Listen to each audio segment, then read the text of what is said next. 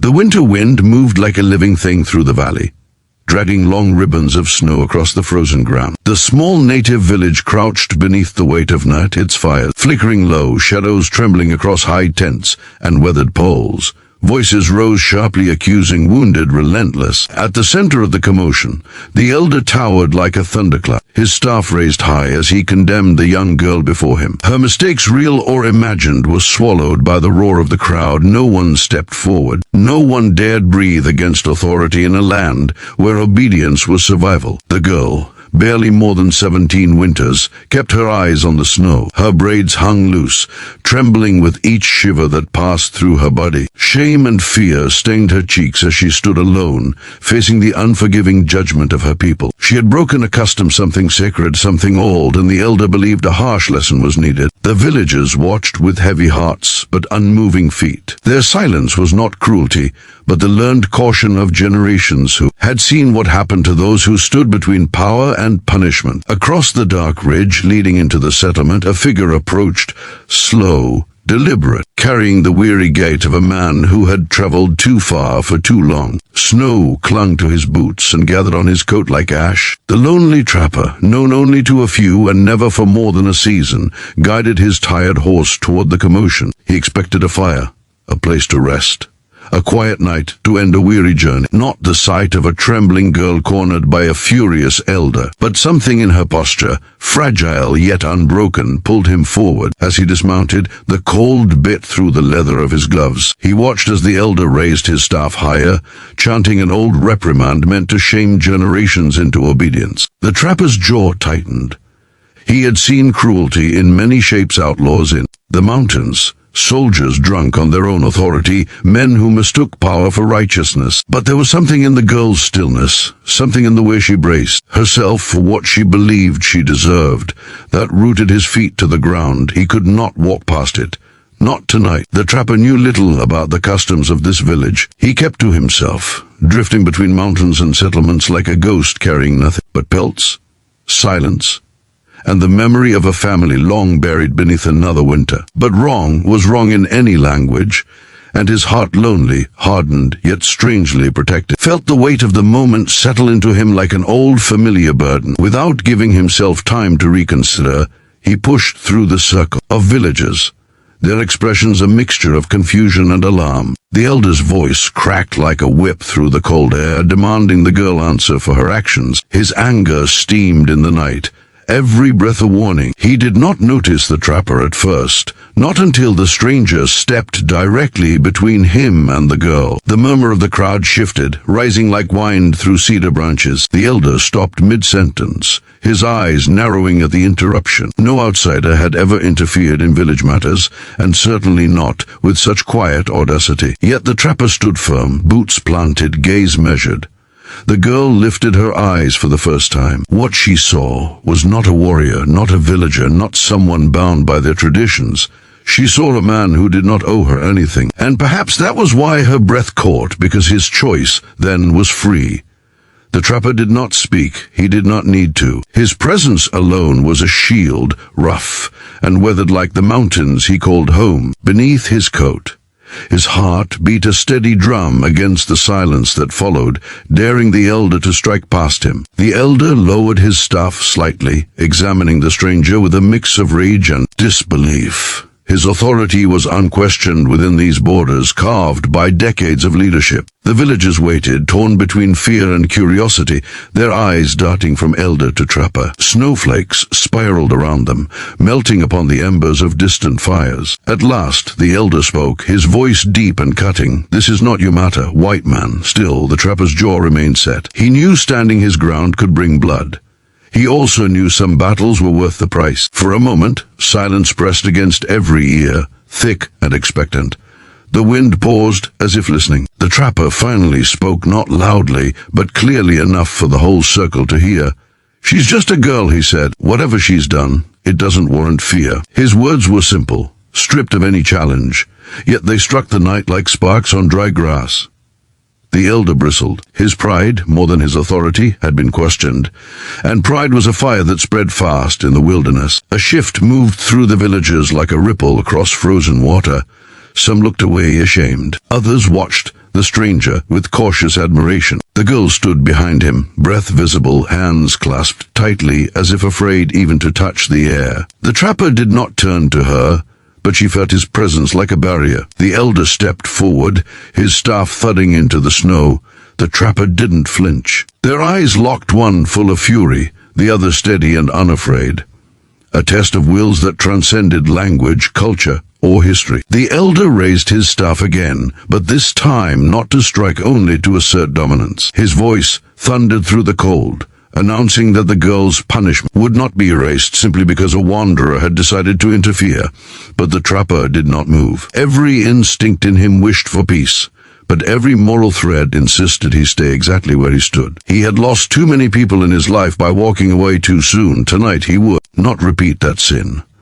A furious hush fell over the gathering. The villagers sensed a break in the fabric of order, something dangerous yet strangely hopeful. The elders' authority had never been challenged by one of their own, much less an outsider. Snow drifted between the two men like feathers from a shaken pillow.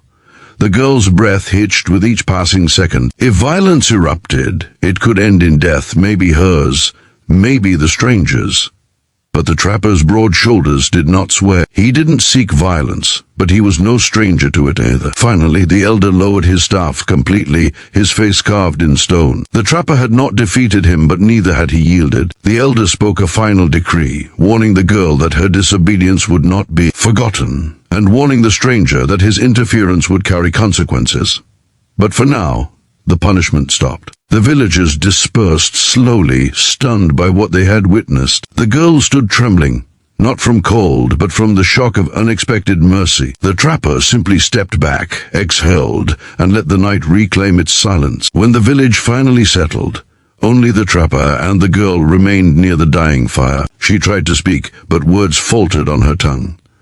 Gratitude, disbelief, fear, they tangled inside her. The trapper adjusted his coat, snow slipping from the shoulders.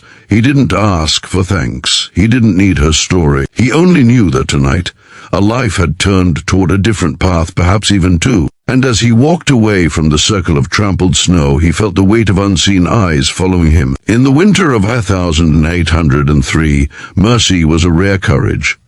And rare courage often came with a cost. Dawn crept slowly across the valley, brushing the snow with pale gold, as though afraid to disturb the silence left by the previous night. The trapper woke to the crackle of dying embers beside his small canvas shelter, breath misting in the cold morning air. He expected only the day's chores, tending his horse, gathering wood, melting snow for water. But faint footsteps approached through the frost, soft and hesitant. When he glanced up, he saw the girl standing at a distance, wrapped in nothing but the thin cloth she wore the night before. Her eyes carried the storm of many unspoken things. She moved closer, each step deliberate, as if crossing some invisible threshold she feared might collapse beneath her. The trapper noticed the way her hands trembled, not from cold, but from the weight of what she meant to say. She reached the edge of the camp and paused, her breath catching in the quiet. The night's events hung unspoken between them, the elder's raised staff, the trapper's refusal to step aside, the danger he willingly invited. She lowered herself to her knees in the snow, bowing her head in a gesture older than any language he knew. For a long moment, neither of them spoke. The trapper watched her, brows drawn, not with confusion, but with a deep, weary understanding. He had seen this before on the frontier, kindness mistaken for claim, gratitude shaped into sacrifice. Hard lives forged desperate logic.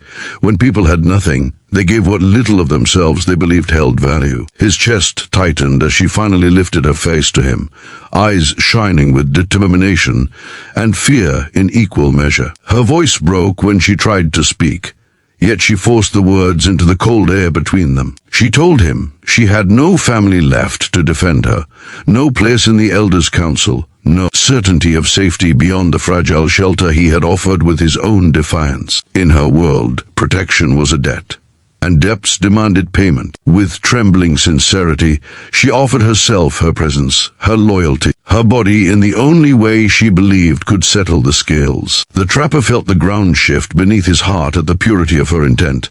Not seduction, not bargaining, only the desperate gratitude of someone. unaccustomed to being valued for simply existing. He rose from where he sat near the fire and walked toward her, boots crunching softly in the snow. She did not look away as he knelt before her, though fear flickered at the edges of her gaze. With gentle fingers, he took the edges of his heavy coat and wrapped it around her shoulders, pulling the warmth close to her chilled skin. She stiffened at first, mistaking the gesture, but then realized he meant only to shield her from the cold. His voice, when it came, was low and warm, carrying the softness of a man who rarely spoke but never lied. He told her that protection was not a contract, that kindness did not demand a price, that no debt bound her to him. Not now, not ever. She stared at him, uncomprehending for a moment, because such a notion was foreign to the harsh way of their world.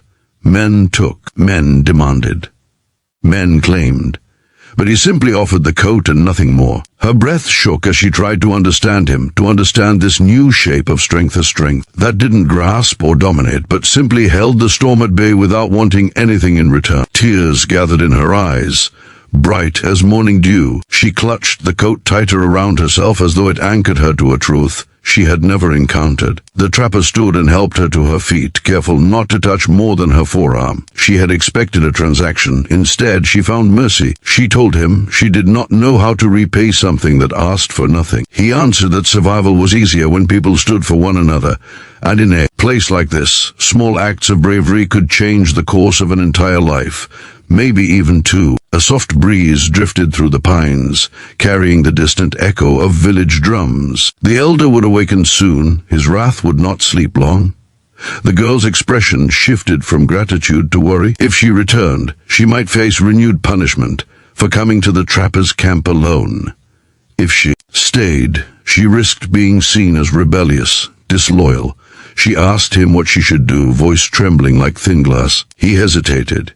He was no hero, no leader, no man fit to decide another's path. But he knew the valley well, and he knew the cruelty of isolation even better. He told her she had a choice, something many on the frontier rarely possessed. She could return to her people and face the storm with newfound courage, or she could leave the valley entirely and carve a life beyond the elder's shadow. He offered to guide her, if she chose the latter, not as master or claimant, but simply as someone who did not wish to see her walk alone into the teeth of the wilderness. She stared at him, stunned that he had given her the power of decision, a power she had never been trusted with before. The sun rose higher, warming the snow in patches of soft gold. She closed her eyes and breathed deeply, feeling for the first time in many seasons that her life was not a fixed path carved by the hands of others. When she opened her eyes again, something steady glowed in them. She said she wanted to live where she could grow without fear, where the weight of old traditions no longer crushed her spirit. She asked if he truly meant to help her,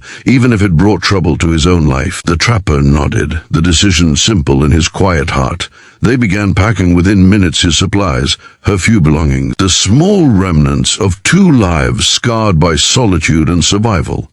The trapper saddled his horse and offered her a hand. She climbed up behind him, wrapping her arms around his waist, not with desperation, but with a fragile trust that made his throat tighten. As they started toward the ridge beyond the valley, she looked back one last time at the village she had known since childhood. There was no hatred in her gaze, only the silent goodbye of someone choosing courage over captivity. As the trapper guided the horse into the rising sun, he felt a strange warmth spread through him, something almost like hope. The girl rested her head lightly against his back, breathing steady for the first time since the night before. Neither knew what hardships lay ahead, but for that moment, the world felt wide and possible. In a land where strength was often measured by how much a man could take, the trapper discovered a different kind of power, the kind that came from giving without demand. And in that fragile dawn, 2 souls once lost began writing a life neither had dared dream.